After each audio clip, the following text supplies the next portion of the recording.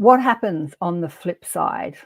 Who is your council over there, your galactic team, your galactic mob, your spiritual guide, your spiritual team? We're going to find that out and more. Who's talking to us from the other side? Are they available? With the fabulous Rich Martini on this Mother's Day in May. Stay tuned. Coming up. You got to accentuate the positive. Wow, I feel good.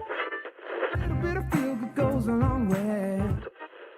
You're listening to Karen Swain, teacher of deliberate creation, accentuating the positive, showing you a way to a better life. Accentuating the positive, it's not just fad, it's sanity. Who in their right mind would accentuate anything else? If you feel like that's what you want to do. G'day, and welcome to another show, Accentuating the Positive. Always a pleasure to be with you all today.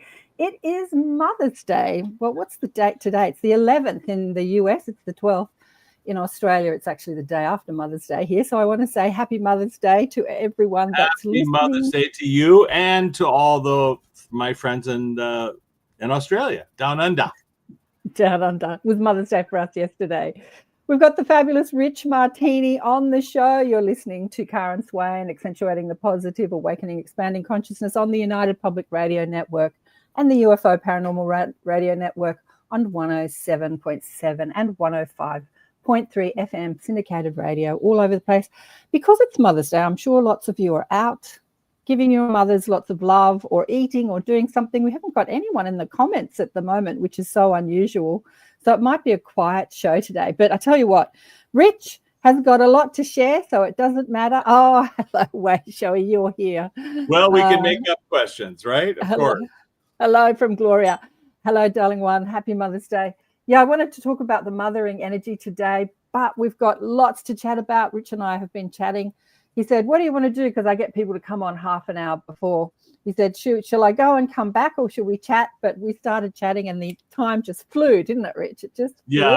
And you and I have had chats before, and I know that they're just full of wild details and very interesting stuff. And how many years? 6 years, right? 6 years ago. Yeah, 6 years ago. You came on the show a couple of times. I think you talked to our little tribe in the inner sanctum. We had a small live audience quizzing you, and I think that was a 3-hour conversation, 3.5-hour conversation when we had our little tribe on. So that was before. With the two of us, you wind either one of us up and we can go forever, obviously. That's absolutely right. Wind us up and we never stop. Well, I was thrilled. Hang on. Let me just tell people that are listening a little bit about you. So Rich Martini is an award-winning filmmaker, writer, director, and author who has written and or directed 8 theatrical features and a number of documentaries. His first book, he's got lots of books, which we're going to talk about. Flipside, A Tourist Guide to How to Navigate the Afterlife, went to #1 twice on Amazon in all genres. And you've got another book called, where are we? It's a Wonderful Afterlife. Let me just go and bring your books up. Here we go. Where are they? So, yeah, last time we spoke 6 years ago, we spoke about these books. Hacking the Afterlife, It's a Wonderful Afterlife. You've got it in Spanish, I see there, and The Flip Side, which is your journey, about how you got into this being a, I want to bring this up. This is what you used to look at that. Yeah, there we go. I still look like that somewhere in my head. The beautiful Rich Martini with his gorgeous long dark hair and dark beard. And now you've got, for people listening on radio. What happened to that guy? Life happened. As you can see, I've got instruments around for the people who are viewing. We got instruments here. I got a keyboard next to me in case something dramatic happens. But yeah, listen, I can just tell your audience that it was about, I don't know how many years ago, that my close friend, 1996, my close friend, Luana Anders, passed away in my arms. And she started visiting me afterwards. And at first I thought, I must be making that up. But then other people were seeing her, Claire Isabel. And the other thing was that she was younger than I had remembered her, of course, than the last time I'd seen her. So she was coming to visit me so often, I started to think, if she can visit me, she must exist. So therefore, how do I visit her? Where can I go? And I think we talked about this before, where I had an out-of-body experience and I went into deep space. I had no idea where I was going, but I went into what felt like another universe, and I saw her standing there, and she said, you were looking for, telepathically, you were looking for me, here I am. And I wrote about that in the book Flipside. Now, she had this recurring dream that she told this to her hospice care nurse. She had cancer, and when she first told me this, I thought it was the morphine drip that was influencing her. But she had this recurring dream that she was in another universe, talking to people dressed in white who spoke a language that she'd never heard before, but somehow she understood. And that's some shots of Luana. Anyway, and so I got a call from her close friend, Jack Nicholson's ex-wife, who said that she had a dream about Luana, our mutual friend, in the fourth dimension, she said, dressed in white and really happy. And I thought, wow, that's so weird. I mentioned it to the hospice care nurse, and she said that was her recurring dream. And then I picked up a copy of Michael Newton's book, Journey of Souls, some years later. And in that book, during a hypnotherapy session, somebody recalled a lifetime where they saw themselves in another dimension, in a classroom, dressed in white. And I thought, oh, maybe that's where she is.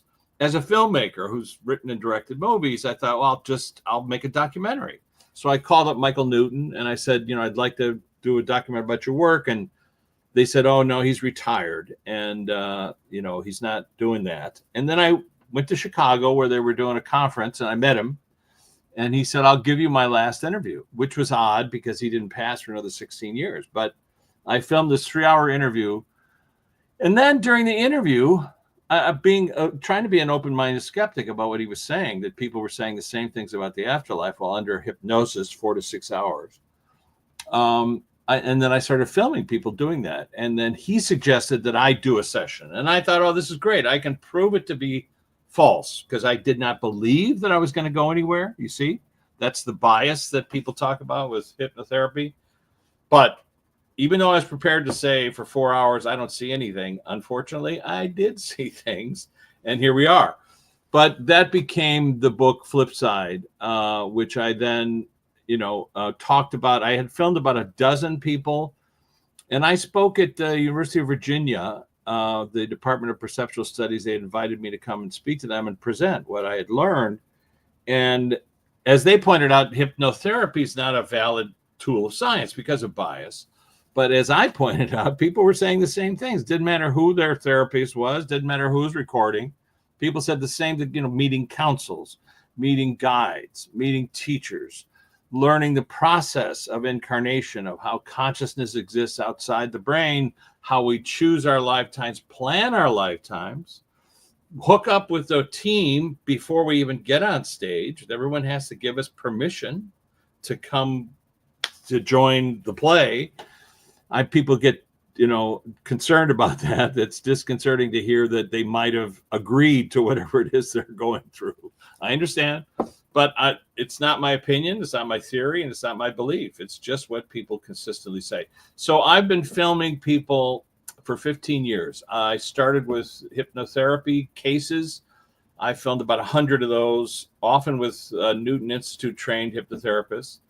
Then I I was contacted by a medium, Jennifer Schaefer. We have a podcast called Hacking the Afterlife. About 10 years ago, she reached out to me. I didn't know what mediumship was. But when I filmed her accessing people on the other side, it was like, oh my gosh, she's a cell phone. Literally, she could talk to people that I knew and answer questions that I knew the answers to. And she clearly knew the answers as well. That began a collaboration for the past 10 years. Every week we get together. Yeah. About 5 years ago, we started our podcast, and we started continued interviewing. Oddly enough, Luana Anders, my friend, on the flip side, she moderates our podcast. She's in charge of the guest list. People reach out to me all the time, publicists, and say, we'd like to have our client on your show. And I'd say, I'm sorry, I'm not in charge of the guest list. They have to be off planet to get in the show. And Luana is the person with the clipboard, who gets to talk to us. Very unusual, but that's the way it's worked out. But the third modality that I've been working with is guided meditation. What I realized somewhere along the line was that people had access to this information if we could bypass the filters. So Dr. Grayson talks about the filters on the brain in his book After. He's a guy, psychiatrist at UVA, who did near-death experience. They named the scale after him. 45 years. He was on Oprah the other day talking about his research, Oprah's podcast, talking about his incredible research. And I got to meet him and spent some time with him and, learned that he'd been studying near-death experiences. So out of that, I realized, near-death experiences are a science. People do study that from a scientific way. Why don't I see if I can interview people with near-death experiences? And so using hypnotherapy or mediumship or guided meditation, I've been able to have people revisit an event, revisit something that happened to them. Could have been a near-death experience, but it also could have been a dream. It could have been a feeling that their grandfather came to visit them. What I've learned is that we exist, as we know, I'm sure you're aware of it, your audience is aware of it, a time frame. It was Stephen Hawking during an interview with him after he crossed over, where he said, think of life as a series of floppy disks. He used that term. If you pull the floppy disk out and you look at it, it's got math on there, which is all the ones and zeros of that time frame. So if you can access the time frame of Stephen Hawking, he has access to all of his previous lifetimes, all the journey he's been on, and then all the people associated with him. So anybody that he met or knew, it would be a frequency. So some of my books, like Tuning into the Afterlife, are just about musicians because my mom was a concert pianist and I kind of focused on that. The book Architecture of the Afterlife is scientists, doctors, clergy, and divine councils. They're clergy. One was an Episcopal bishop, where we did a simple guided meditation. None of them had ever met me before, so I was able to eliminate that kind of bias. None of them had read my books. The only thing they had in common was doing a simple guided meditation. They'd done guided meditation before and could, say aloud what they were seeing. Yeah. And using that rubric, I would do like hour-long sessions. And a friend of mine orchestrated this whole thing, and I had about 20 of them, one from Harvard neuroscientist. And they had never seen or talked to people off stage before, but all of them did. So in essence, you could argue that that's the norm. 100% were able to do it. So it would be paranormal to say you couldn't do it. And so this idea of, and Dr. Grayson talks about it in his book After, page 125. I've been asked so many times, I like to mention it, where filters on the brain block our awareness of what Karen is aware of. This idea of we have these filters that block, but some children don't have them until the age of 8. Remember previous lifetimes, can see people that others cannot. Right? I was listening to our conversation on the show 6 years ago. From a while ago, yeah. And we were talking about, I remember I mentioned you quite like the cone of silence. It's like we're in the cone of silence. On stage. Well, but then some people don't have it. Now, this is what's interesting for me is in Grayson's talk that he gave called Is Consciousness Produced by the Brain back in 2011. He talks about 70% of the UK hospice care workers, their dementia patients spontaneously recover memory. They call it terminal lucidity, where just prior to passing, the filters die. And suddenly they're seeing people that are in the room and they're remembering their previous, and they're remembering everything. It's all back in their possession. So filters are the issue. So if we can bypass the filters through hypnotherapy, through a medium like yourself, filters are askew for whatever reason. Could be genetic, could be some have an accident, and then afterwards they can. I mean, you call them filters, but I call them abilities, and I think that you develop them. I think we're all born, psychic. we're all born psychic, and we're operating purely on psychic awareness before our physical senses kick in. Because when a baby is born, the eyes can't see and the ears can't hear. You can't taste anything. You don't touch. Like, all those physical senses have to come online. So here is a soul. However, some children have access to them. My children did have access. So, for example, my daughter spoke before she was born. Literally, before she came out of her mother, she was talking. And my son's first sentence that he said at age 2 was, "Dad, I was a monk in Nepal." And since then, he was able to prove that he was aware of that lifetime. But around the age of 8, it goes, because the filters, the brain hardens and the filters kick in. But some people have them askew. Abilities is a word that we think of in a pejorative, like some people feel cursed because they can see people off stage, they can see ghosts, etc.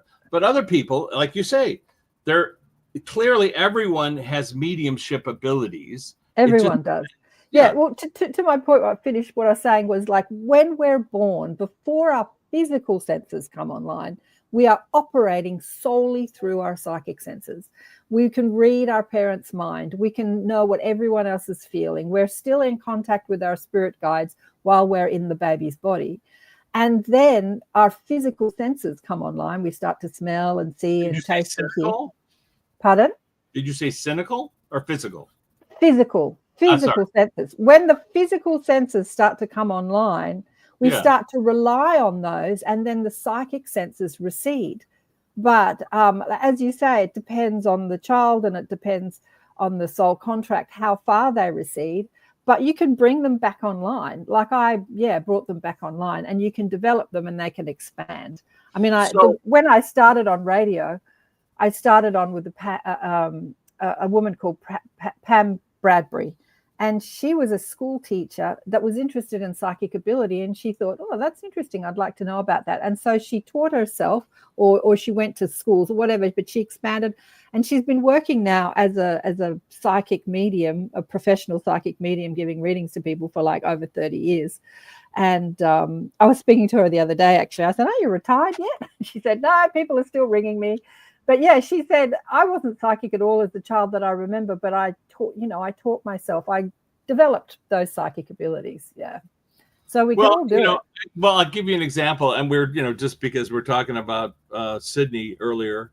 When I went to visit Philip Noyce, they were doing the 20th anniversary of Newsfront, a film that he had created that was, the start of the new wave of Australian film directors. And I was staying at his house in Darlinghurst.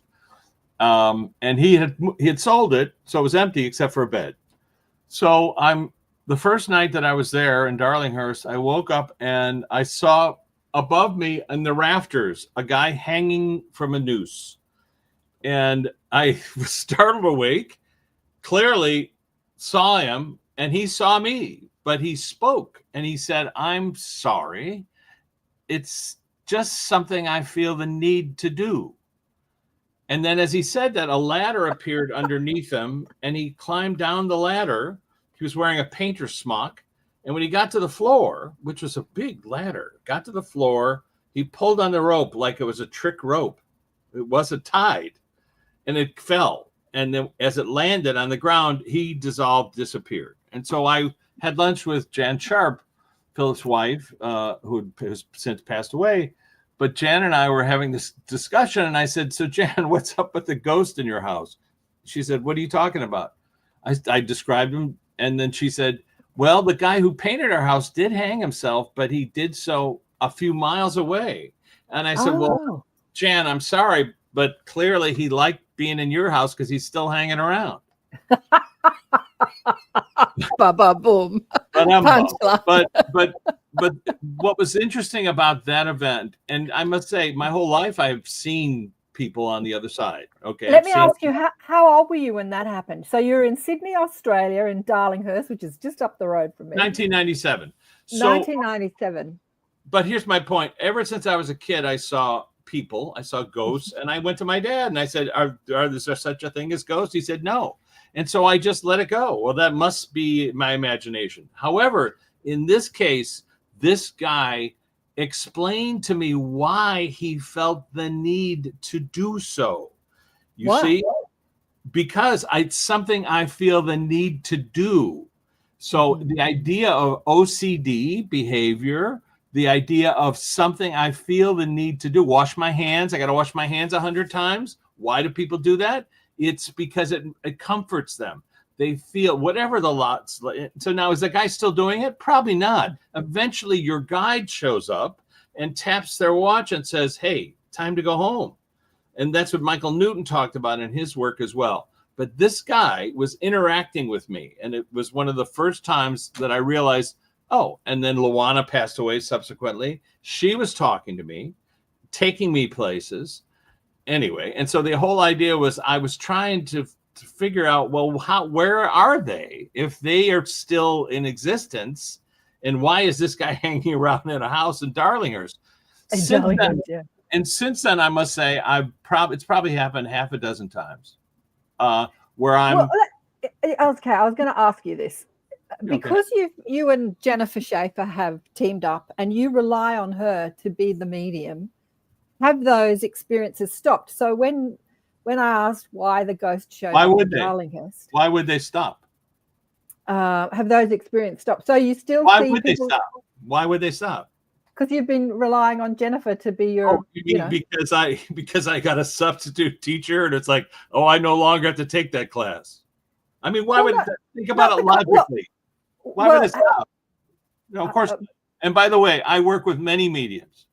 And now listen, I've always had. Okay, so let me rephrase the question. Are you still seeing people in the afterlife? Of course I am. And I work with mediums from all walks of life. And I ask people on the other side the same questions.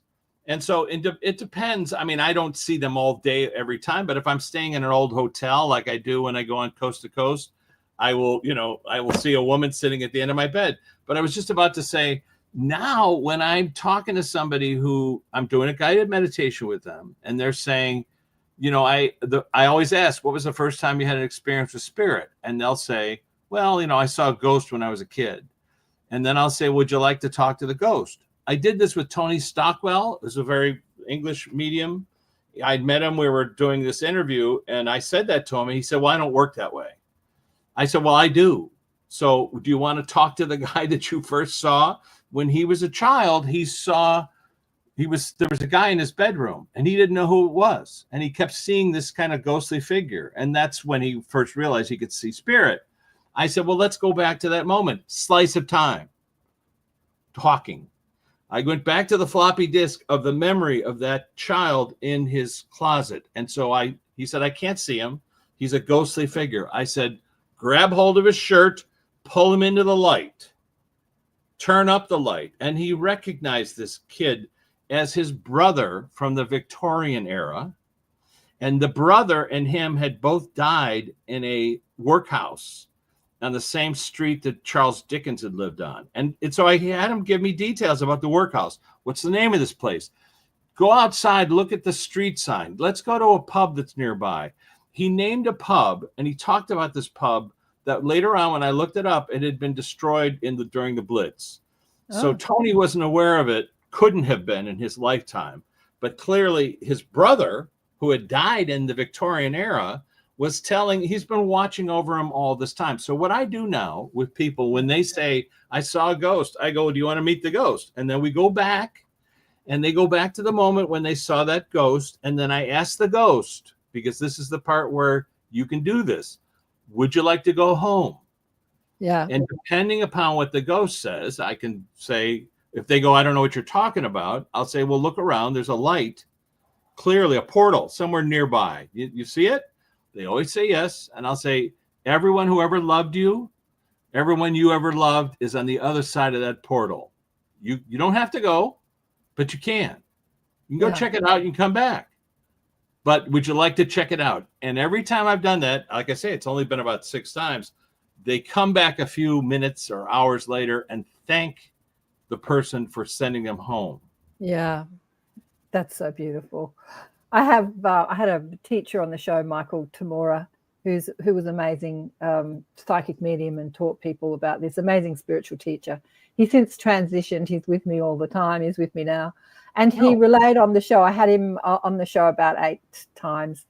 He relayed on the show a story of he and his wife, Raphael, went to Ireland on holiday, and they were in some catacomb, some sort of place, some historical place. They were tourists and looking around, and there were a whole lot of Irish pickpockets in spirit there, sort of spooking people, touching people and spooking people. And he said the same thing. He said to them, "Oh, hi, guys." They were having a great time. "Hi, guys, would you like me to help you, go home, find that?" And they said, "Oh, absolutely not. We're having too much fun." Right. Exactly. It's optional. Yeah. And that's the part that people don't understand. I want to just acknowledge our audience. We've got quite a few people online. Hello, people online. How are you? Oh, such a nice gift to have. Yeah, ED says such a nice gift to have. And also ED says, I don't know if ED is a girl or a woman, I saw a young army guy on the road 3 times in Australia. Often wondered if he died on the road, which has a backslot warning sign, and what happened to him. He was only young. Yeah. Female. Oh, you're female. I get the gals, I tell you. I have got Vladdy online. Vladdy is in, he's sending a lot of love. Vladdy's in Germany. Well, if we can just address that for a second, that question. So 2 things. One is, it's about this filters on the brain and what you're saying, Karen, which is, people have the ability, we all have the ability to access this stuff. So if somebody's seeing somebody, right, on the road, not everybody's seeing them, or everybody would go there and say, hey, there's a guy on the road. But it means that for some reason, who knows, the frequency wise, he's appearing. Now you can revisit this event. Because you can, in a meditation, you don't have to do hypnosis, that helps. But in a meditation, and I tell people, just picture yourself in a boat on a river, Beatles song. And while you're in the boat on a river, talk to people that are off stage that you would like to converse with. And so those are your loved ones. You're not asking strangers to come and talk to you. And sometimes your loved ones come and talk to you and they're like, they have no idea how to talk to you. But you can just say, nod, give me a thumbs up, and you can have a whole conversation with just that. But the point is, this fella, if you wanted to go back and visit him, you could and go, who are you? Are you where you got lost? Do you want me to tell your family, or do you want me to tell somebody, or do you want to go home? Because everybody leaves the stage. We all drop the props and costumes. When the curtain comes down, we all get off stage. We all go home without exception. Yeah. She says that she'd like to because it's unresolved. Well, just go do it. You can do it right now while you're listening to us, and just trust what you're getting. It's the first thought that you get when you ask the question. Even before you finish asking the question, you'll get the answer. Before you go into your doubt, you go. Let me ask you, Karen. Right? Let me ask you where you got that comment. Where'd you hear? Where'd you get that from? What comment is that? When you hear the answer before you ask the question. Oh, that's what I teach people. Okay. That's what I teach people, because my experience is, Rich, that my psychic ability is like Jesus. We've got Jesus here. I call him Sananda. Before you can ask, I have answered. So psychic ability comes so fast. And when I started expanding my abilities, I had so many people talking to me so fast, it just to do my head in.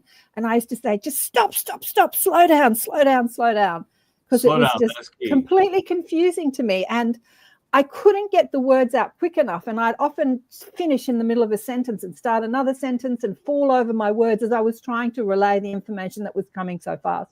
So it comes super fast. But now they've slowed down a bit, because, we're in control of this, and we can ask them, please. Well, so I want to underline what you just said, which is important for people to hear. So I was interviewing Jennifer Schaefer, the medium, one of our first sessions together. We're in a restaurant, but I'm filming. And she said, oh, your friend is here, Morton. And I go, Morton? Who's Morton? And then she goes, the guy who made a documentary about it. I said, oh, you mean Michael Newton? I mean, she didn't have the name right. And I was going on coast to coast that weekend. So I said to him, hey, give us a 1, 2, 3. How do people talk to their loved ones? He said, say their name, ask them questions. And I said, hang on a second. How do you know you're getting an answer? You're not making it up yourself. And he said, when they answer the question before you can ask it, you'll know you've made a connection. Just what you said. Yeah. So, and what for people out there who aren't familiar with what we're talking about, it's literally this. Let's say you want to talk to grandma. Put grandma in a boat. I say in a boat because it's a confined space, but it could be a picnic bench.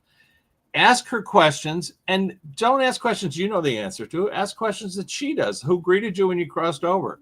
Who are you hanging out with? What do you miss about being on the planet? Were you surprised to see anybody? Simple questions, but I always say add, and where's a good place to talk to you? And they'll put something in your mind, like a beach, a bench, a garden, a park, your favorite restaurant. Exactly. And then you go there and ask the questions again. And somewhere along the line, you're going to see an answer like green ice cream. Mint ice cream is what somebody said. I was like, why is that? And they said, I was just about to ask, what do you miss about being on the planet? You can't really get mint ice cream over there because it's not hard. They have 30,000 flavors, more than 31. But, mint ice cream's hard. Edie says that she's from Essex and, witches and persecution. She's not confident in her ability. I would say to you, Edie, that go back to when you saw the person on the road, just in your imagination, and bring it up. Bring up the image and talk to the guy. Without any fear. And you can always say, and you know what? It's not an exam. Nobody's going to say you're getting it right or you're getting it wrong. It's just you in your head having a conversation. I want to tell you a funny story about my sister-in-law, which I thought was really interesting when people try and sort all this stuff out. So my sister-in-law has always been a skeptic to everything I do. That's fine. And so is my family, most of them actually. Anyway, and I was living in a house and my cat was going crazy one day and I was like, what's the cat looking at? And then I tuned in and there was a ghost in the house. There was the ghost of an old lady that had used to live in the house. She died years ago. It was an old house. And I said, oh, that's nice. And had a bit of a chat to her and just, told her she could go home if she wanted to. Anyway, I was relaying this to my brother and sister-in-law. I tell them stories that I know that they won't believe in just to, piss them off, I think. And she says, oh, I believe in ghosts. I believe in ghosts. And I said, no, you don't. And she said, what do you mean I don't? I said, you don't believe in ghosts. She said, I do believe in ghosts. What do you mean? You can't tell me what I believe. I said, you've categorically told me that you don't believe in life after death. And she said, yeah, that's right. There you go. Can you see the cognitive dissonance there? I said, what do you think a ghost is?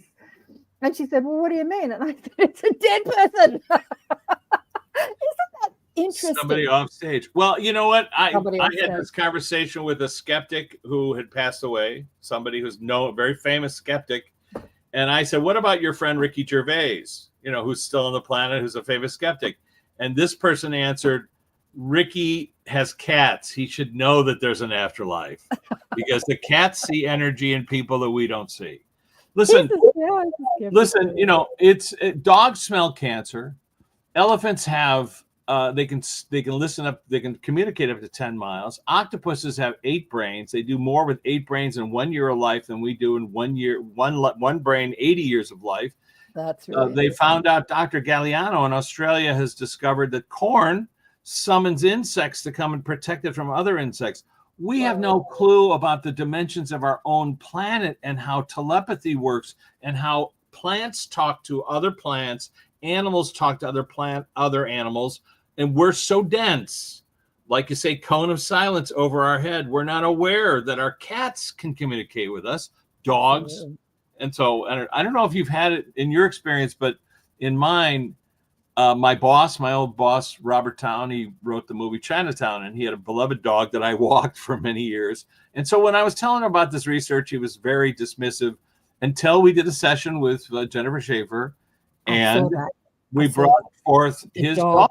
And the dog, when Robert heard the dog remind him of the time they were on Catalina Island together and he had challenged a buffalo, Jennifer couldn't know that. I didn't know that, but Hyra did. And so that point forward, he wanted to talk to Hyra every week. So he did a number, but he also did something where he made me promise to interview him on the flip side once he crossed over. And he did last year. Of course. Yeah. Then we've had many conversations, and he thanked me. He said, Martinez, as he called me, Latin singular.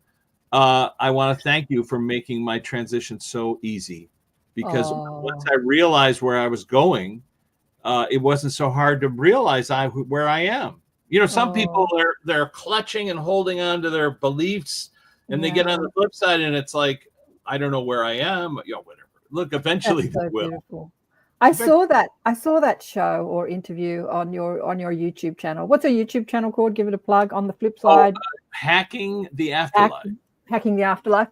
And and Hira was the dog's name. Hira was the dog's name. That was so beautiful. Talking about sending spirit to the light. I have a friend, Preston Dennett, who's also on this network, and he and Dolly, they have a show called The Light Gate. And Preston has the ability to have this smooth transition between sleep consciousness, between sleep and waking, human experience, where he remembers his nightly journeys, because we're all out of body at night. So when he wakes up in the morning, it's this complete memory, whereas most of us forget what we're doing at night. Right. We're hanging. Are they happy? Are they happy adventures or what? Well, yeah, absolutely. He does amazing things.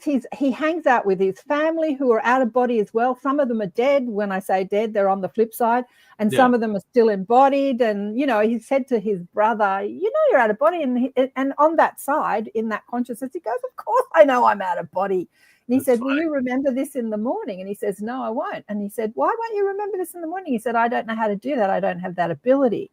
And anyway, Preston did practice out of body, doing out of body experience. So he practiced getting rid of that kind of silence or that forgetfulness. So he remembers. But he says that often when he wakes up out of his physical body into his astral body at night, there'll be some random ghost wandering around his house in their astral body, looking lost.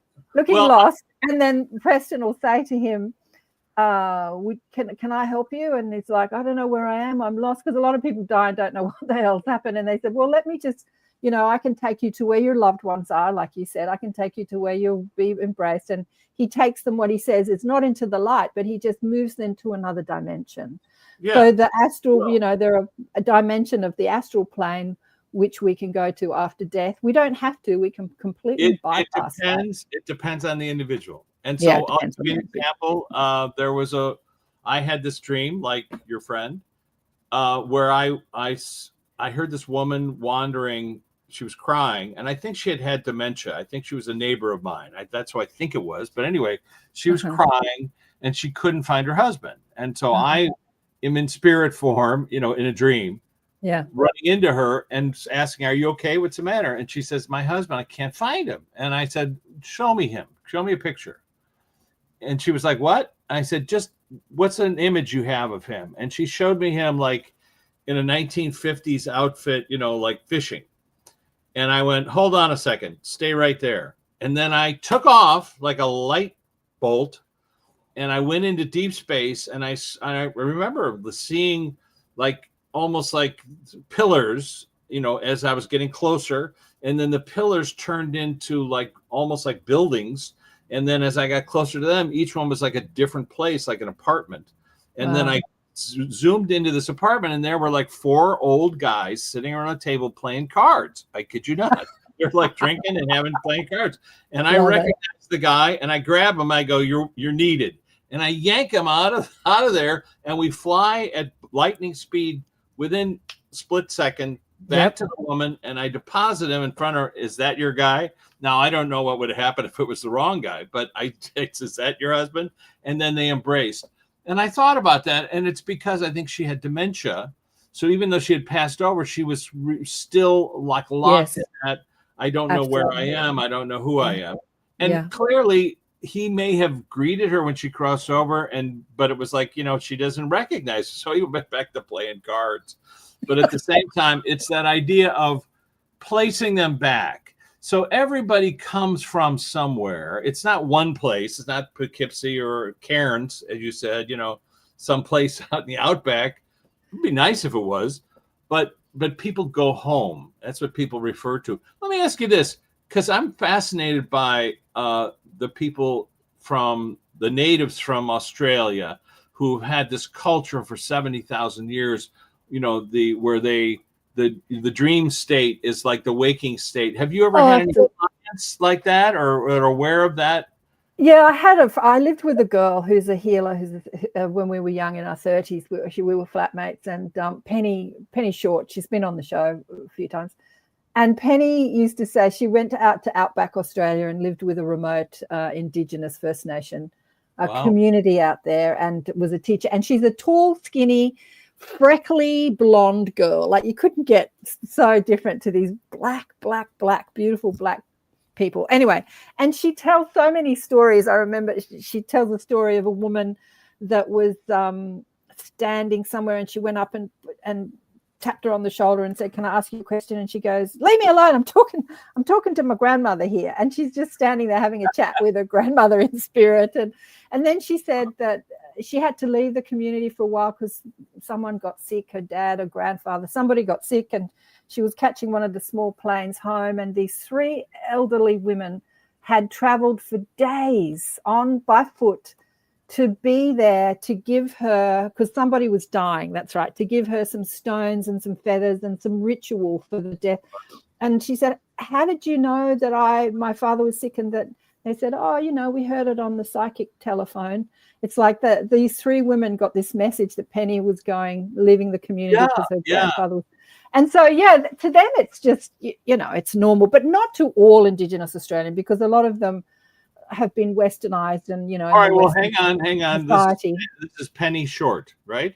Penny Short, her name is, yeah. So here's the thing. Cool. I would love to interview Penny Short at some point to have this conversation. We could do a guided meditation. I would like to take somebody, and this is what you can do, you can do it. You take her back into that time frame and ask questions to people that are still there, because that network, that cell phone network that they can act telepathy, they're just more adept at it. And it's something we all need to learn, how to communicate with each other without, having a cell phone. Yeah. And Sun says, Sun Dragon, loving the convo. Thanks, darling.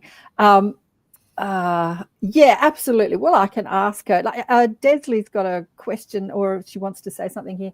She communicated. Desley is also very psychic. I've had Desley on the show. She's had some poltergeist experiences. I just laughed when she talked about walking past the toilet and the toilet lid was going up and down and the water was spraying out and the wall was moving behind. I said, that's straight out of poltergeist. Anyway, communicated with an old man under the bed when she was a child. He would play games with me by putting cigarettes in his mouth and blowing puffs of smoke. He communicated that he had set himself on fire. Whoa. Well, that happens when you smoke and fall asleep. You know that. In bed, yeah.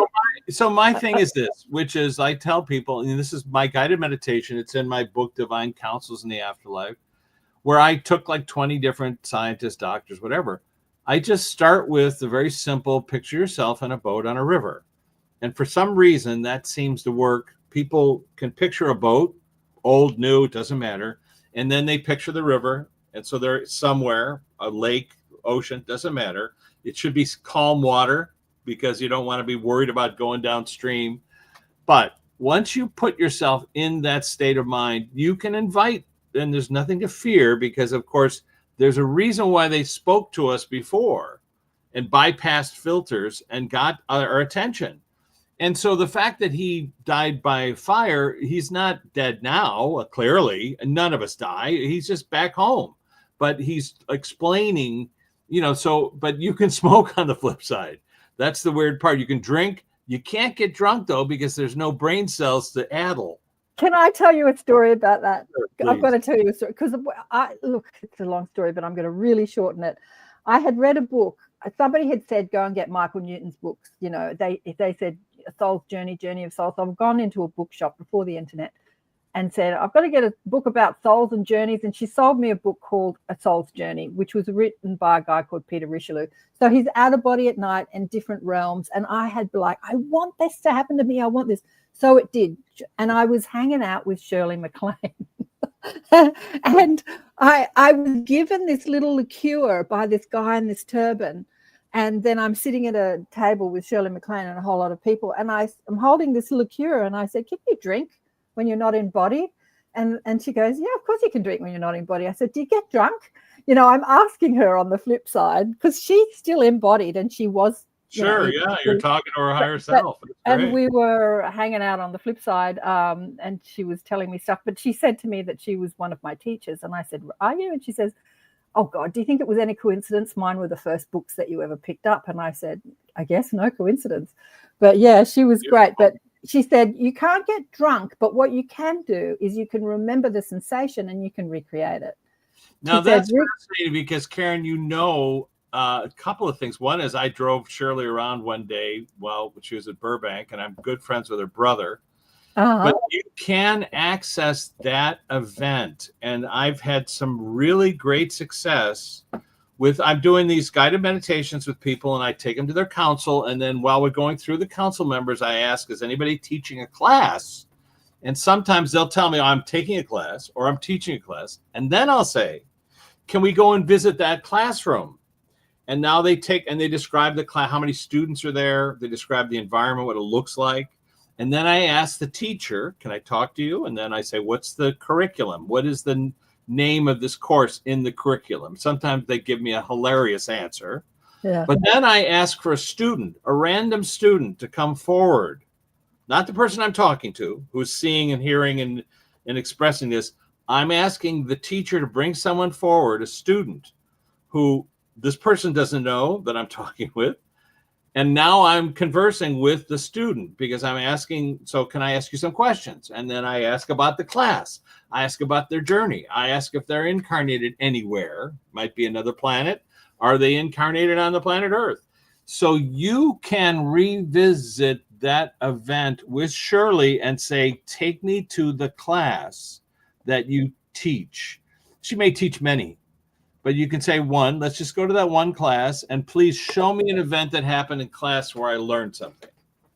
Well, what she's interesting when you were talking, what she's saying, what her team is saying is that I said, is Shirley on my council? And they said, well, she was, because at the time that you had that experience, you were having your awakening experience. You were learning, like she said, is there any coincidence? Mine were the first books you ever picked up. And she said that she is, her books and her mission was to activate people to their spiritual. And that's kind of her, like, I'm going to wake you up. So, these books are going to wake you up. I have to do a station break, but I also want to talk about these books that you've got going on. And what's funny about Divine Counsels, that photograph, that is from Michelangelo.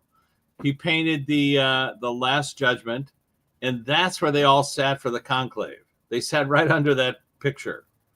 Isn't that amazing? Oh, and the Pope. I wanted to speak about the Pope, and I wanted to speak about Mother's Day and mothering. But you're listening to Karen Swain, Accentuating the Positive, on the United Public Radio Network. And we are streaming on syndicated radio on 107.7 FM and 105.3 FM syndicated radio. We're hitting about 120 countries. Where are we going? Wow. There we go. That's so exciting. I'm so glad for you.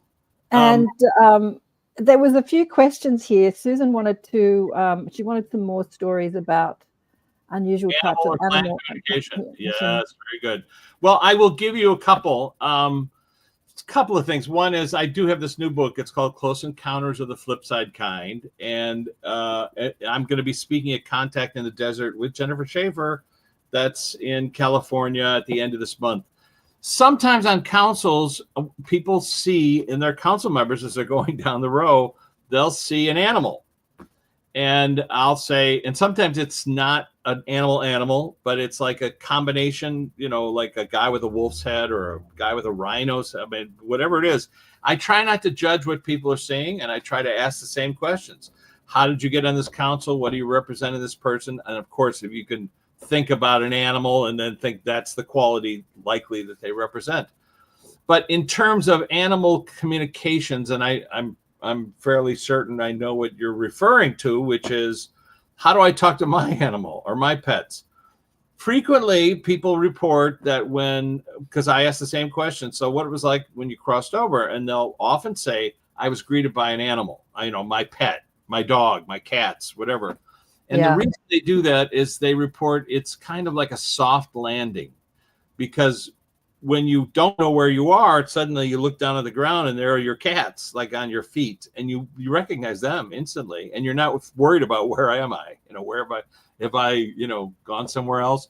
So that's a wonderful way to do it. But the most unusual one for me, and it's in the film Hacking the Afterlife, which is on Amazon Prime. It's a documentary, and I was interviewing Steph Arnold, a best-selling author. It's called 39 Seconds, I think, and it was like she had died and had this out-of-body experience, and during her near-death event. And so at some point, we're talking to her counsel, and this is not something she'd ever spoken with before. And I always ask the same question. So I asked the council member, "Are you familiar with me, Richard? Do you know what I'm talking about?" Because that allows me to figure out the parameters of the next question, Yeah.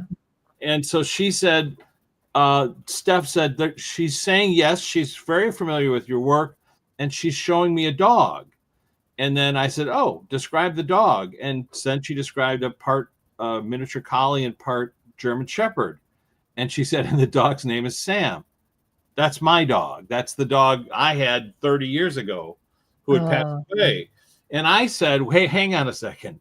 You're telling me that your chief council member is telling you that she knows of my work through my dog? Is that correct?" She said, "Yeah." She said, "She knows you don't believe it, but that's what it is." So my dog, Sam, introduced her to my work on the flip side. Amazing. So just think about that for a second. And as I mentioned, we talked to Hyra, Robert Town's dog, and then other animals came through, like Robert had cats.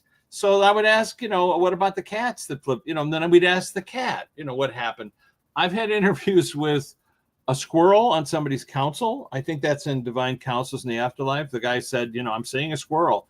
I just asked the same questions. Like, have you ever incarnated on the planet Earth? Are you just manifesting as a squirrel for like a polite, to make us comfortable? No, I was just on the Earth. I said, "Oh, what happened?" "My tree died.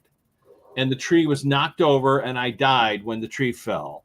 But, nobody dies, including animals.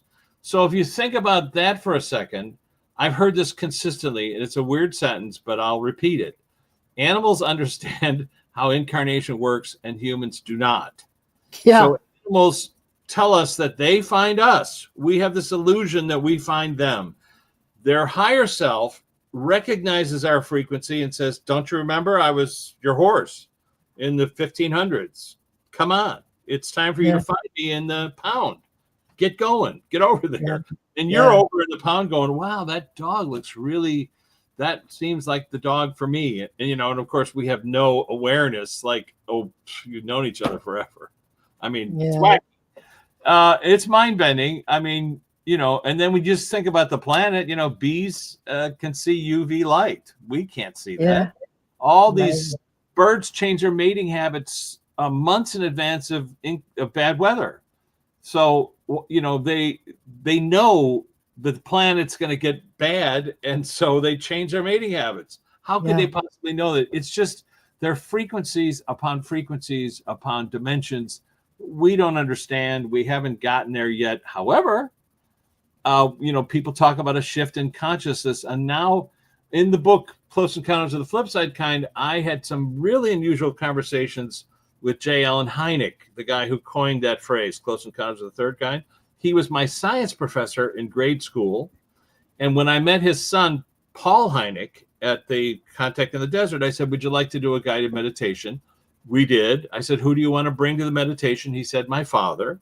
And so the first thing I asked his father was, "Do you remember me?" And he said, "Yes, you were persnickety. You asked a million questions." Persnickety. Now I brought that same thing to Jennifer Schaefer on our podcast. It's on the air, where I said, I'd like to ask this guy, Jay Allen. She didn't know anything about him. I said, "Do you remember me?" He said, "Yes, you're persnickety." She said the same word. Same word. So it's mind-bending, but this thing of, we have the illusion that our reality is sacrosanct. But what really is happening is we're only bringing a portion of our conscious energy to the stage. And when the play is over, we drop the props, we drop the costumes, and we go back home. And then we're aware of all of our journeys. We're not omniscient. We don't are aware of everything, but we are aware of all of our journeys, including knowing J. Allen Hynek when I was in grade school. And you can interview, and then it becomes this, paranormal UFO thing, which is, I've realized if you don't judge what you're seeing, then you can interview them. So I've had people, like, for example, in Close Encounters, in Divine Councils, there was a guy a scientist who saw on his council what we refer to as a reptilian. I try not to use those terms because they're kind of silly, but the eyes closed from the side and his skin is like armor and he had claws. And I said, well, take a hold of his hand. And he's like, do I have to? I said, yeah, you have to. Hold his hand. What does it feel like? And he said, familiar, because the guy's been watching over all of his lifetimes. Right. And I said to the fellow, can I ask you some questions? Yes, you can. I said, have you ever incarnated on the planet Earth? And he said, I wouldn't stoop so low. Meaning, what I got out of him was, there's a lot of mud, playing in the mud, arguing, fighting, sort of mud play here. Not everybody has the courage to go into the scrum, as they say in Australia, right? But some people do have that courage. So you have to give us credit, those of us who are here going through the scrum. But anyway, once we start talking about aliens, we're in this weird territory. We're all aliens. As Hawking said, everybody that's on the planet is an alien because they chose to incarnate. Absolutely. I want to talk more about what you are going to say at Contact in the Desert, but there's a few comments here. Wayshower says that when her cat died, when I'm napping or sleeping at night, she can feel him jump up and paw, and she loves it. And what are you saying here too? And Sammy, the cat, appeared outside my kitchen window and meowed at me for 2 weeks. He picked me, and every morning he's sitting behind my head, protecting my energy. That's absolutely. It happened about an hour ago. I was upstairs taking a nap, and I felt a cat jump on the bed. And I look, we have a cat, but it wasn't that. There was no cat there. So I don't know if it's the. But you know what? Of my cat or what it is, but it doesn't matter. Well, yeah. Well, you can ask. I'm going to do it. Right. Who are you? I often see a cat. My cat's not dead. It reincarnated 3 times with me. The same soul, if you like, has been a black cat in my life, and I know that because last time she died, she was 20 when she died. I had this dream I was not going to get another cat. I was like, I'm free from animals. I can go anywhere. I don't have to worry about getting someone to look after the animals. Within weeks after she died, this kitten shows up in my garden. Can you believe it? Anyway, it's a long story. But I had this dream and I saw the little soul leaving the body, and I'm like, oh, I'm watching my cat's soul ascend. And then it did a U-turn and came right back down into another little black cat. And I thought, oh, you're back. Oh, that's nice. I didn't think she would come to me. I thought she'd come to somebody else, but she came. That fast. Yeah. Well, she needed to keep an eye on you. She needed to help you, obviously. Absolutely. Her work was not done yet. Absolutely. And that was over 10 years ago now, and he's still here. She came back as a boy, as a good boy. Anyway, what are you saying? He's done. My ex crossed over. He sometimes shows up in my dreams and has hung out and had conversations like we did when we were on the plane.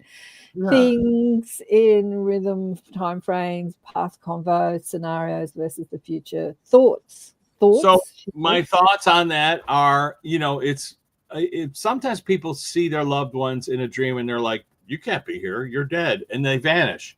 And it's not that you banished them, it's just that you put the filters up.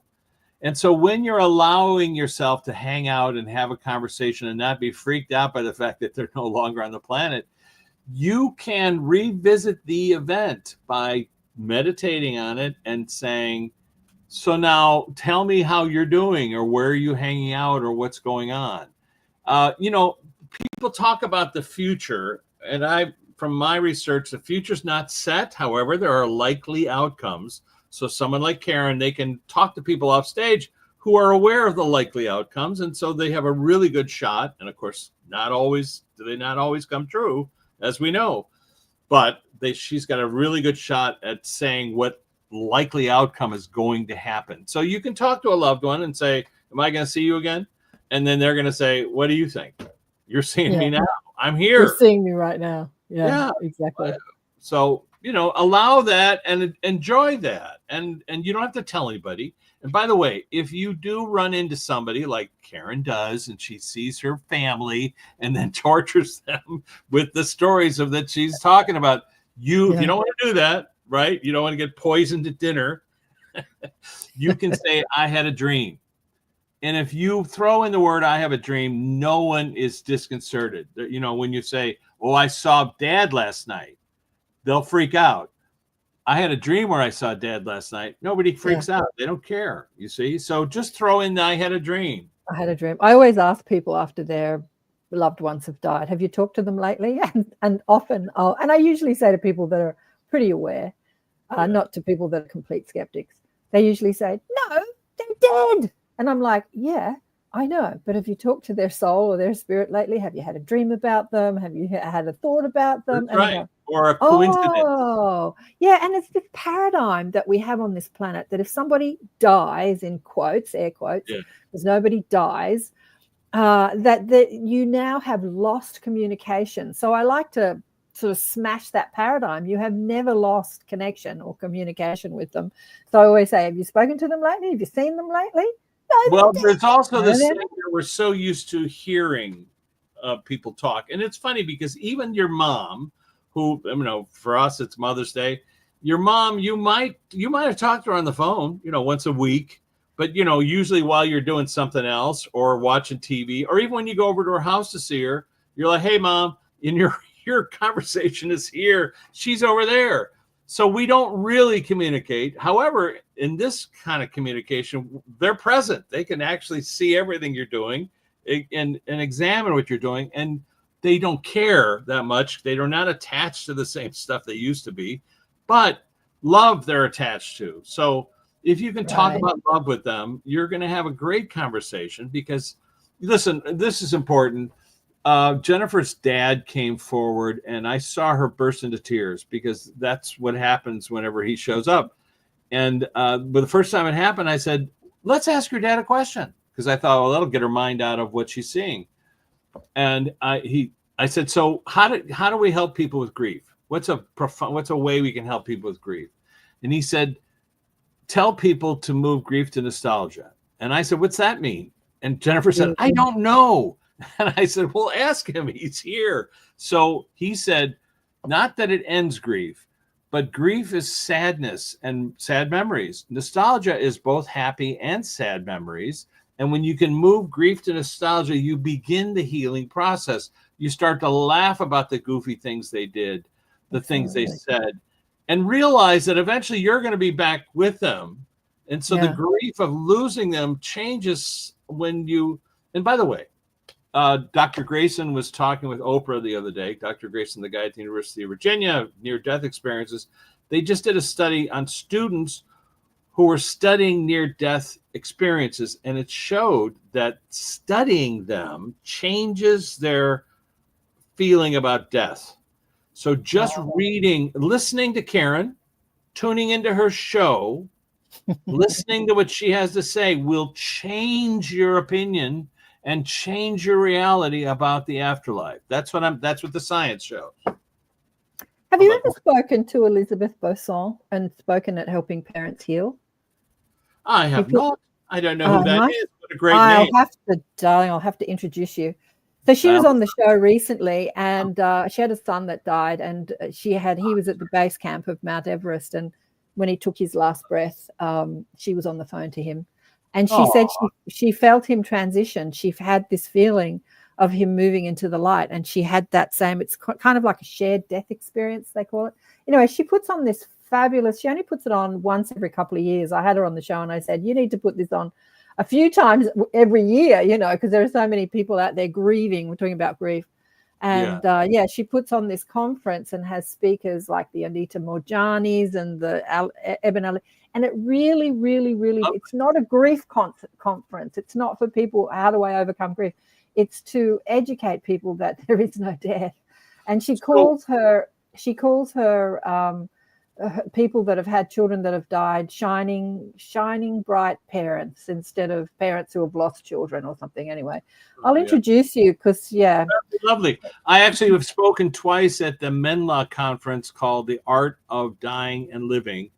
Deepak Chopra, Robert Thurman, other people have spoken. What I do is I talk about, I've been to Mount Kailash, and so it's not far from Mount Everest. I went on a Kora with Robert Thurman, and I've studied Tibetan philosophy and Buddhism.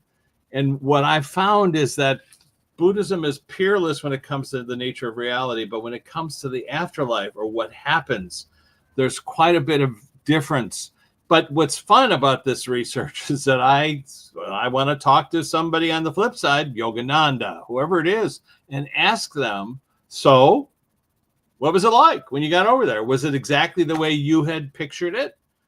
And then if they say whatever they say, and then I'll say, well, let's talk to your teacher. Let's bring the teacher in. That Yogananda had a teacher that he talks about in his book. Sri Yukteswar. Yeah, and so we interviewed him as well. Because you interviewed Sri Yukteswar. Yes, because I've got great stories for Sri. Had this incident where he experienced coming back to his hotel room after a conference, and there was his teacher who had passed away sitting on the bed, and they had a conversation. So Jennifer didn't know anything about it, and I said, well, let's talk to him. And then what did you think of your student? And what was that like? What was the journey? This thing that we have where we feel because they're on a pedestal or whatever, we can't ask them questions. They're happy to talk to us because no one does. Everybody prays to them. They crawl around on the ground and they worship them. But instead it's like, hello, can somebody ask me a question here? Exactly. Because I have a lot to say. So, by the way, Jesus, you did mention him a little bit earlier.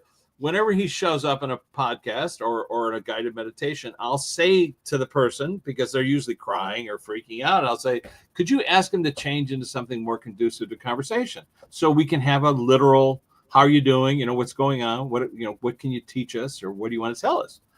And so they almost always describe him changing into the same outfit. Jeans and a t-shirt. And a t-shirt. Okay, very good. But in this one case, I said to this woman, I don't know why I asked, I just said, can you see anything on his t-shirt? She said, she's looking, and then she went, oh my gosh, it says the Grateful Dead.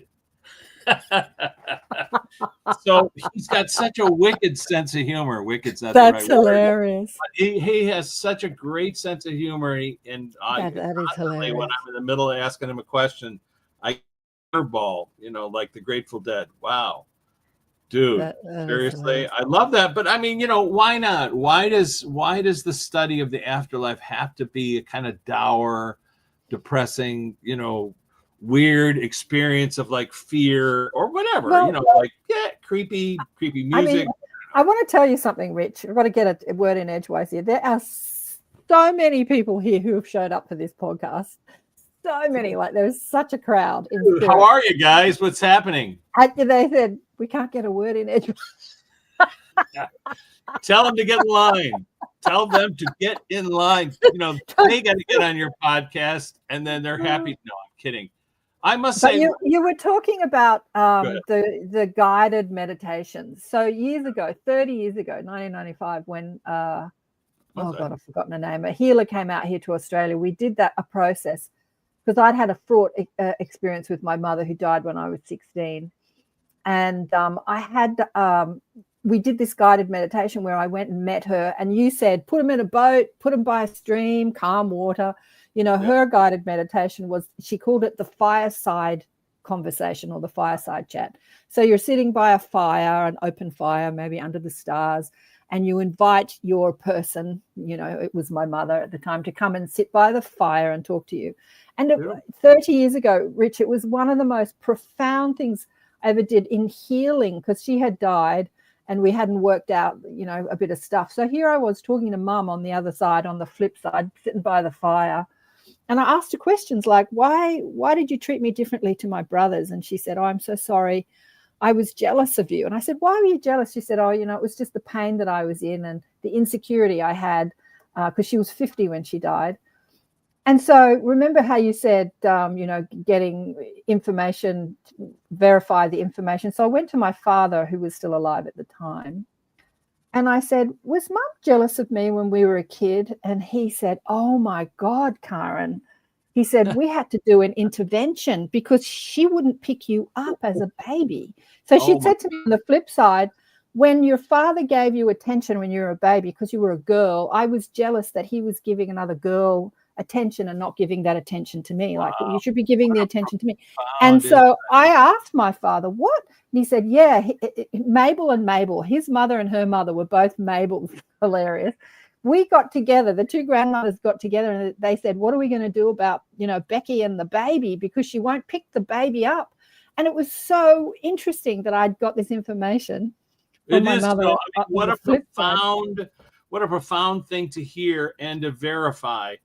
And, it's fascinating because over time, of course, when we're back home, I've heard this 25 years on Earth feels like 5 or 10 minutes over there. So even when somebody passed away 50 years ago, to them, it's like an hour ago. But you can then, what I try to do is I say, okay, especially when you get something so fascinating like this, you say, all right, do me a favor. Let's go to the life planning session of Karen. And I'm sorry, I mispronounce her name so often, but I didn't that time. Yeah, you got it right. Thank you. Finally. So let's go to the life planning session of Karen. And your mom was there, and your dad was there, and your guides are there. And it's interesting because, wherever it is, and then you can kind of look around the room, like who's going to volunteer, who's going to participate. And now you can ask the mom a question that's not related to who she was as the mom, but it's the person that Karen went to and said, I think you'll be good. I think you're going to be the person. Absolutely. And then she'll be like, well, I'm not so sure because, that last time you got all the attention and I don't want to do that again. You're like, but this is going to help me. This is this thing that you're going to do. And you leaving early, that's going to help me because I won't be a great healer until I learn these kind of parameters. I don't know, whatever it is. It's a fascinating journey for you to take someday. It is, and it's so healing. And I do that with my clients. I take them to meet their team, and the cats come to say hello. But I want to tell you something, because Mum was really beautiful and she got a lot of attention. And when she was young, she was on stage, and so she craved that attention, which is interesting. She died young, and she's back, and she's now a 28-year-old opera singer. So she's still craving that attention. Yeah. Have you met her? Yeah, she's a part of my family. She's not my daughter, but she's a part of my family. Is she aware? Is she aware? The 28-year-old aware of you, or no? It's just a connection. I have been waiting for my guides to tell her. Because I didn't want her to sort of see. Because we all know that about Mum's life. I didn't want her to see that was who she was. There's a time when you need to know. They said, we'll tell you when it's time to tell her. But I've never told her. And she has Mum's mannerisms. And she said to me once, she came to live with me for a couple of years, I don't remember who I was when I was a past life. And I looked at her and I said, yeah, you're not supposed to while you're here on Earth. There'll become a time when you're supposed to. So she's given me that invitation to tell her. There's a movie here. She's living in Dubai at the moment with her boyfriend, but she was singing in opera in London recently. But yeah, there's a time where because the thing about her journey, it wasn't just about that attention and being on stage and all that sort of stuff. She died young of cancer. So she's got a healing journey that will be, reconciled in this lifetime. And I think it's probably during that journey, I think you spoke about in the last podcast that often when people go through cancer, they come back as healers. And that was so profound. Go on. Well, I was just going to say that, which is, when you talk to people on the flip side about certain occupations, it's very unusual. Artists and creative people who they see their work as healing, that the music, the frequency of what she's doing is a form of healing, or painting or acting or singing or whatever that is. And we don't really see it. And then the other part is the people who make the best doctors have experienced the illness. So they might have an illness in one lifetime, so that in 2 or 3 lifetimes in the future, they'll be the person who cures that ailment. That's what people report. So bless her heart. I think it's great that you figured this out, that you don't have to tell her, and eventually she'll figure it out. But, there is this thing of getting on stage, you're given your scene, your lines that you're going to do, and it depends how good you are as an actor to be fully invested. You know, you don't want Meryl Streep referring to all of her previous lifetimes or all of her previous stage performances. Exactly. She's doing a play. So you want that focus, because that, if you think of it as we are all going to have 100 or 1,000 lifetimes, I don't know how many, it depends, but let's just say 100. You know, one of them could be completely unaware of anything that's going on spiritually. Yeah. You know, and so that's a choice, and that's okay too. I mean, because our higher selves, right? A portion of you, of Karen, is always back home, and a portion of her, your mom, is always back home. So it's, you know, being aware. Oh, this was an interesting conversation this morning. Somebody who's a friend of mine who's a medium was talking about having a conversation with somebody, a film director who passed away, David Lynch. Mm-hmm. And David Lynch was saying, you know, when you want something from somebody else, you can ask your higher self to ask their higher self for assistance. And if it's meant to be, if it's supposed to, if it's going to be helpful, they will assist. So that was such an unusual way to put it. Like, I want to do this thing. And then, you know, you go and ask, and they're like, no, you can't do that thing. But before you do the meeting, you go, my higher self, I need you to go over there and talk to them and convince them this is a good idea. And if it is, you know, they'll help. It was just a fascinating thing.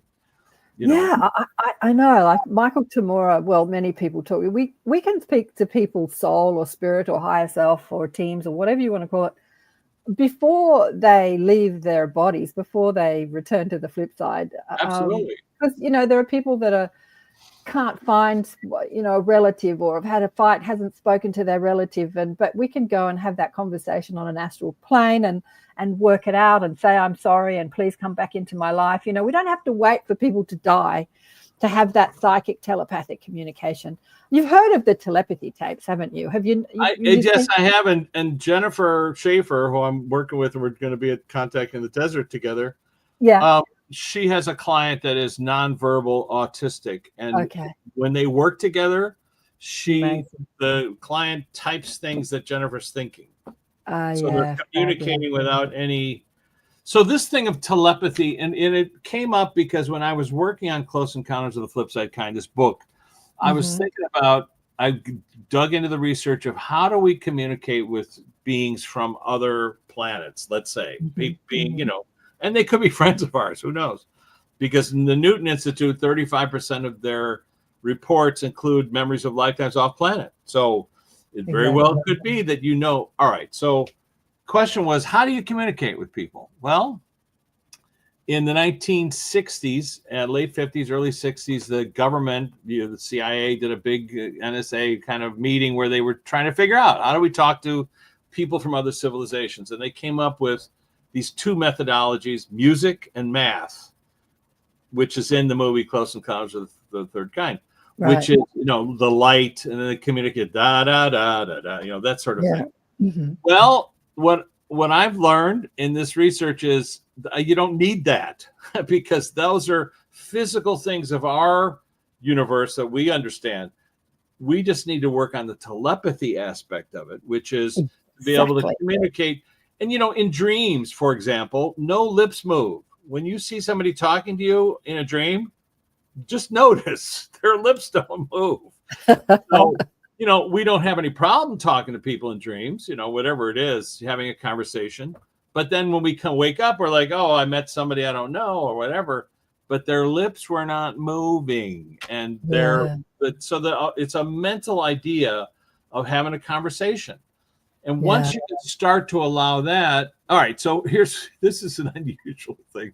I'm sure your audience will appreciate this, but I was doing a podcast with a guy named Simon Bone, who just published his first book. And while we were talking on the air, he revealed that he had been abducted as a young person. And I said, do you want to investigate that on the air? He was like, I don't know what you mean. I said, well, picture yourself in a boat on a river. So we started a meditation where I went back to that moment in time. And I said, you know, let's go to a moment where you're in the presence of these other people, and he was on a spaceship. So I then said, can I talk to the pilot? Can you bring the pilot forward? Non-denominational term, right? No gender. Yeah. So then he saw this gray alien. Let's call him that. We don't have another term for it. And so I asked him the same questions I ask everybody. Are you a tourist? Are you here because you know this person? What's your role here? And what this guy described was that Simon was somebody he had known since he was a child, and they had been coming to collect genetic material from. And then I asked, I said, what are you doing that for? And his answer was, have you ever donated blood to the Red Cross? I said, yes, I have. He said, well, these people, before they incarnated, agreed to donate genetic material so that we could help people in other parts of the universe or other dimensions that no longer procreate. And I said, well, wait a second. Why do you appear so cold and aloof, which is what the common thing is? And he said, because we're artificial intelligence. We are designed that way. And I said, well, wait a minute. Why can't you be more friendly? Why can't you be nicer? And he said, you think it would be valuable for a hammer to have emotions? And then he said, I don't know if I'm supposed to be talking to you like this. And I did that old thing that you do on TV shows where I said, oh, no, I already know the answers to these questions. I'm just confirming them, which is like not true at all. I had never spoken to, but that's not true with all people from different planets. But in terms of this guy's awareness, he said they don't incarnate, they're not sentient people. They're not a consciousness. However, he said they get upgraded every 400 Earth years. So yeah, I've had. He said their eyes. That's the big thing. You see these giant eyes. I said, what's the purpose of that? He said their antenna. They're communicating information. Then you need that field to receive information back. So it was a fascinating conversation with somebody who was giving me the facts like A, B, C, D, E, F, G.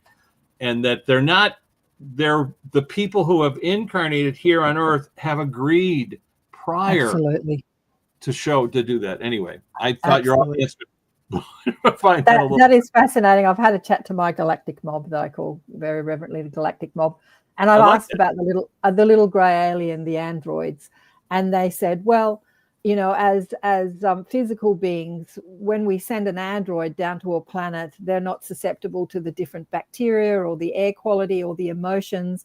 As sentient, telepathic, physical beings that we are, we're susceptible to all that. So when we're visiting different environments, it's difficult for us. But if we send these little androids down, like if we need to, it's brilliant. If we need to abduct somebody, go pick someone up and bring them back on ship, these little androids, they don't have emotions, so they're not picking up on the emotions of the humans. They've said that the human emotion is so hard for them because everybody's bitching and complaining and worrying and hating about something. So for telepathic beings, it's really hard.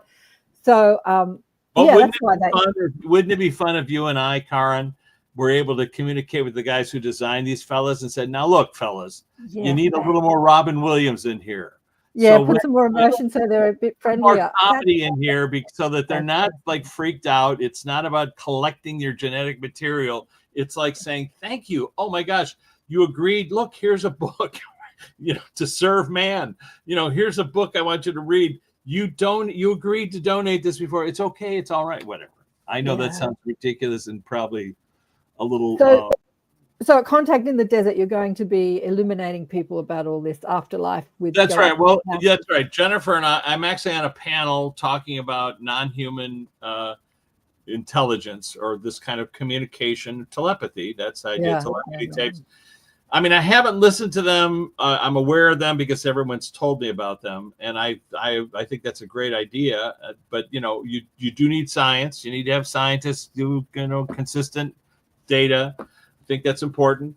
But at the same time, Jennifer and I are going to be probably, I think we're doing a talk on Friday where we talk about our research and how we met. And then the next day we're doing a workshop where we're probably going to invite some people from off planet to come and talk to us because they have in the podcast every now and then, we get somebody who's, in fact, there's a very unusual cat who reports himself to be like the Akashic librarian. And I say it that way because when asked, he's like, well, there are other librarians, but I'm the guy in charge of this sector. Yeah, exactly. And he goes by the name of Five because that has no gender. Because and he's a very most people see him as a very short, like Yoda. But I've had more than one person, let's say, I've had multiple people in the course of my guided meditation say, you know, I'm talking to this guy who says he's met you and he's the librarian, blah, blah, blah. Now, listen, that sounds afield, but if you try to focus on the content of what these people are saying, let's say, okay? And in his case, the first time that I encountered him, it's in the book Divine Counsels in the Afterlife, where a skeptic did a hypnotherapy session, and she saw this little guy, this little age, you know, million years old guy, but he looked young. And her question, because she was a skeptic, was what or who is God? And his answer was, God's beyond the capacity of the human brain to comprehend. It's not physically possible to do so.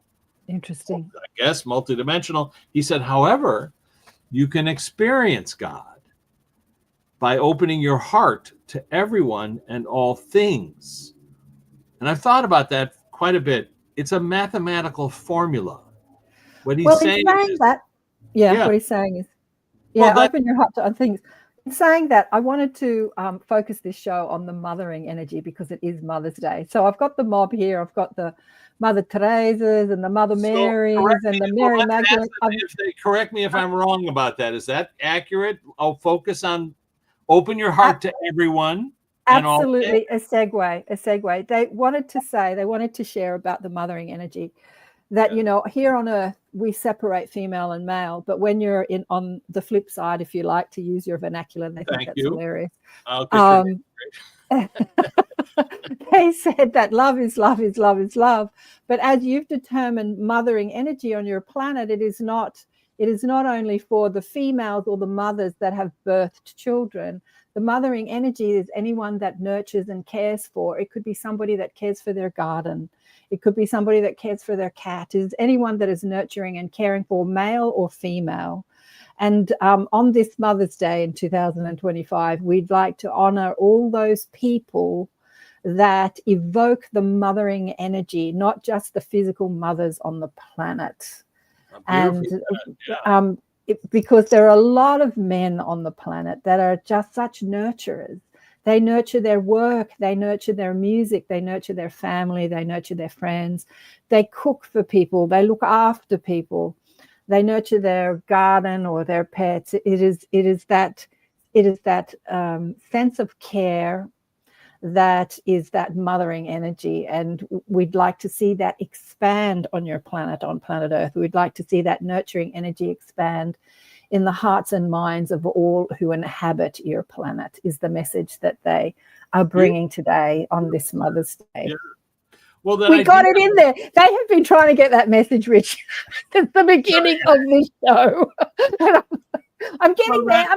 I'm going to interrupt him. I'm going to bring this message. I'm sorry. Well, you know what? You guys, you got Karen all the time, and I only have her for this short amount of time. But that idea. I'd love to do this again and do more exploring, because we've got 4 minutes left of the show, because there's another show coming up. Oh my God. So we have to finish on time. I know it goes quickly, but right, so let me say this. If people want to do a guided meditation with me, richardmartini.com. And then what I do, wherever you are in the world, we do a Zoom call for about 90 minutes, like our show, where we do this thing and we talk to people on the flip side. It could be a loved one. It could be someone you don't know. Doesn't matter. And I've been doing that for some time now. So whatever. There's that. And then if you want to find our podcast, it's Hacking the Afterlife on YouTube, which is kind of fun. There's a forum on Quora called Hacking the Afterlife, where I'll mention the show. And we have 60 million views to date on that forum, because it's just people sharing experiences with the afterlife or whatever happened. How do you spell Quora? Quora. Never heard of it. QUORA.com. And if you go to Quora.com/Hacking the Afterlife, you'll find us. And what I do is I moderate, the comments, and I make sure that nobody gets snarky or vitriolic. And if they do, I blink them into the cornfield, meaning the form disappears from them. So they can't, I'm sure you get a lot of those snarky things or whatever. And my thing is like, dude, there's plenty of other sandboxes to play in. Go give, and this is an interesting thing I talk about, talking about the afterlife is a little bit like skydiving. Everyone has an opinion about it until they step out of the plane. And then it's an experience. And you can talk about an experience, but your opinion about stepping out of the plane is something else. So I think it's great you're sharing people's experiences. Yeah, well, I think that we've got to demystify all this stuff, get it out of the woo-woo box and make it a part of our operating system. It's like this is the way the galactics communicate. It's their default setting. They have this telepathy and empathy. And I think humans, as we evolve into the next existence on planet Earth, we have to expand those abilities. We have to bring them back online. I have a show called Spirit Speaks, who myself and another medium get together and we answer questions from the audience. She does more of the dead people thing. She's more of an expert in that. And I do more of the guidance thing, talking to the mob, the galactic mob, the councils, the spirit guides, the higher self. I like that. Well, I like to make it really real because, the thing about this, we talked about, we didn't even get into the Pope. I wanted to talk about the Pope, but we've run out of time. I look at all these men dressed up in their robes, representing spirituality on earth, and they're all men. And I think to myself, we've got to take it off this pedestal and put it on the couch in your tracksuit pants, that you can be connected to the divine, and you can be talking to spirit or Jesus or Buddha or Sri Rukteshwar or Yogananda in your tracksuit pants, eating your packet of chips, watching television. You can do it. You don't have to dress up in robes and be in a holy city with gold around you. We've sort of put it up on this pedestal that it's only for the special or the anointed. Plus he's a Sox fan. He's from Chicago, my hometown. For everyone. I know you've posted so much stuff about the Pope. We didn't even get. Thanks, Edie. Great show. She says, thank you, everyone. Thanks, Rich, everybody. Always a blessing and always so much fun to be with you. You're doing amazing work. I just want to, the mob here, I just want to honor you for the work you're doing. Yeah, I know I'm not going to say that. And I'll tell you offline. And come on, say, when are you going to tell me? What did they say? Loud mouth. He said he's got a very loud mouth, but they're using it as a you're getting the message out there that that you're getting the message out there, and they just want to honor you for the work you're doing and to make this more mainstream and with fun and humor. They're really honoring you, and I honor you too. Thank you so much for coming back on the show, and thanks everyone for tuning in on Mother's Day. And to remember to love and evoke that mothering spirit in all of us. Big love and blessings to everybody. Love. Bye for now.